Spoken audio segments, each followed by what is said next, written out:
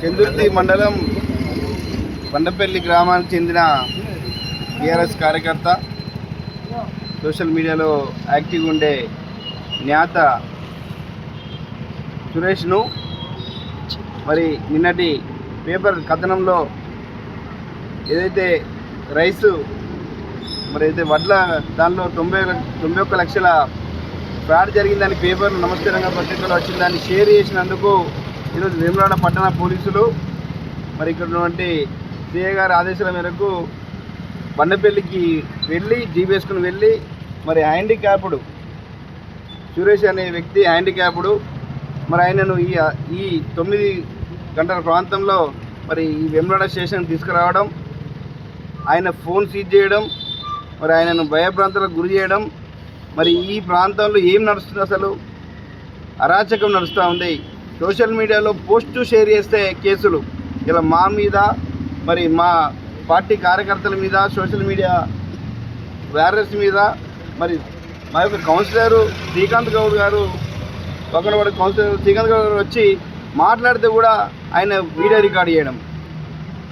ఏం జరుగుతుంది అసలు ఈ నియోజకవర్గంలో? గతంలో కూడా అనేక కేసులు మా కార్యకర్తల నాయకులు పెట్టడం జరిగింది.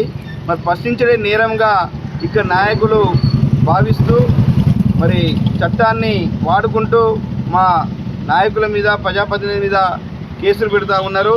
ఇది కరెక్ట్ కాదు. మరి ఎల్లకాలం మీరు అధికారంలో ఉండలేరు.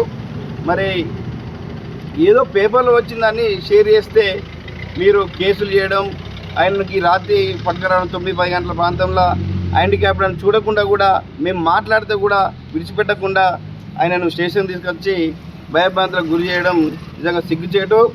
మరి కాలం అందరికి కూడా వస్తుంది. సరైన సమయంలో మేము కూడా మరి స్పందిస్తాం.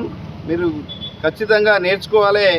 మరి ఇటువంటి వికలాంగులను కూడా చూడకుండా మీరు తీసుకురావడం నిజంగా బాధాకరం. మరి ఎన్ని కేసులు పెడతారో పెట్టుకోండి.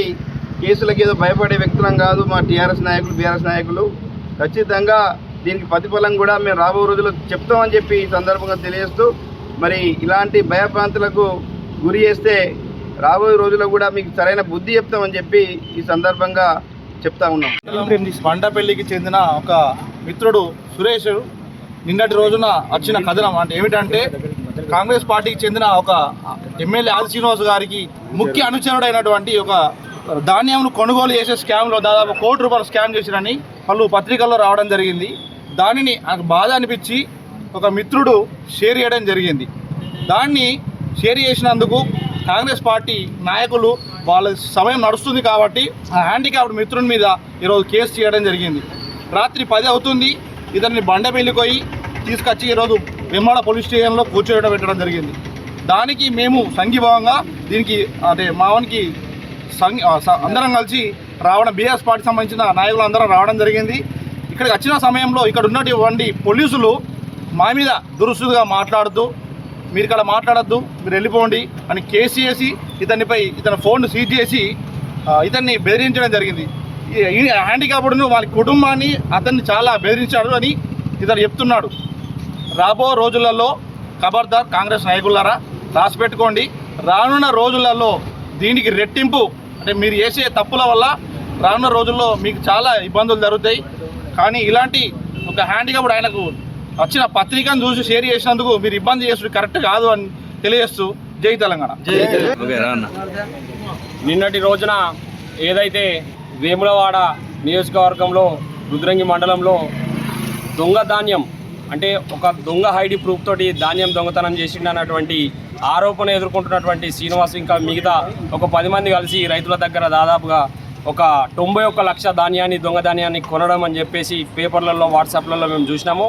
అదేవిధంగా మా మిత్రుడు ఏదైతే బండపల్లికి చెందిన మా సురేష్ సోదరుడు ఒక పోస్ట్ పెట్టాడు. ఇప్పుడు పేపర్లలో దాదాపుగా మాట్లాడే హక్కు, బాబాసాహెబ్ అంబేద్కర్ గారు రాజ్యాంగంలో 1920 హక్కు, మాట్లాడే హక్కు, స్వేచ్ఛ, మాట్లాడితేనే కూడా తెలంగాణ వచ్చింది. మాట్లాడినటువంటి ఒక పోస్ట్ పెట్టిన ఒక మిత్రుడిని ఈ టైంలో ఒక హ్యాండిక్యాప్డ్ అని చెప్పి చూడకుండా కూడా తీసుకొచ్చి ఇక్కడ అరెస్ట్ చేయడం ఒక ఉగ్రవాదిగా. ఈయన ఏంటిది, ఒక ప్రజల గురించి ఒక తప్పు చేసిండు కాబట్టి మాట్లాడిండు. ప్రతి ఒక్కరికి ఒక్కొక్కరికి ఒక్కొక్క రకమైనటువంటి పార్టీలో అభిమానం ఉంటుంది. అభిమానం కొద్ది పెడితే ఏదైనా ఉంటే పొద్దుగాల వాస్తవానికి పొద్దుగాల ఏదన్నా ప్రభుత్వ వ్యతిరేక కార్యకలాపాలు చేస్తే పొద్దున తీసుకురావాలి, కానీ ఈ ఒక చిన్న విషయానికి తీసుకొచ్చి కేసు చేసి అలా దీన్ని తీసుకురావడం చాలా దారుణమైన సంఘటన. పోలీసులు కూడా దాదాపుగా కాంగ్రెస్కు కొమ్ము కాస్తున్నటువంటి ఉద్దేశపూర్వకంగా అరెస్ట్ చేయడం ఇది సరికాదు. భారత రాజ్యాంగానికి వ్యతిరేకంగా చేస్తున్నారు.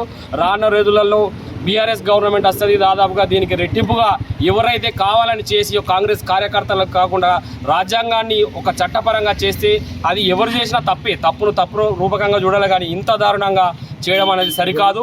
ఆయన పెట్టింది ఏంటిది, వాస్తవానికి నిజంగా దొంగ ధాన్యం కొన్నాడు కాబట్టి 10 మంది ఉన్నారు. అన్ని పోస్టర్లు వచ్చి నేను కూడా ఇందాక ఇంటికాడ ఉన్నప్పుడు చూసిన, ప్రతి ఒక్క వాట్సాప్ గ్రూపులలో వచ్చింది. మరి వాళ్ళని అరెస్ట్ చేయాలి కదా. ఈయన చేసింది ఏమన్నా ఉగ్రవాదుల గురించి పెట్టిండా, మత కులాల గురించి పెట్టిండా? ఒక చిన్న విషయానికి ఒక మిత్రుడిని ఇక్కడికి అరెస్ట్ చేసుడు కరెక్ట్ కాదు. పోలీసు మిత్రులారా, పోలీసులు కూడా కొంచెం ఆలోచన చేసి, ప్రతి ఒక్కరు ఇలా వస్తుంటాయి రాజకీయ నాయకులు, గవర్నమెంట్ మారుతుంటుంది పోతుంటుంది, కార్యకర్తల లెక్క చేయొద్దని చెప్పేసి మా తరఫున మేము పోరాటం చేస్తున్నాము. ఖచ్చితంగా ఇలాంటి కార్యకర్తకు రానున్న రోజులలో మా నాయకుడు బీఆర్ఎస్ నాయకుడు కేటీఆర్ గారు ముఖ్యమంత్రి అవుతారు. దీనికి ప్రతి ఒక్కటి దేనికైనా ఎవ్వరు తప్పు చేసినా కర్మఫలం అనుభవించక తప్పదు. జై తెలంగాణ, జై కేసీఆర్.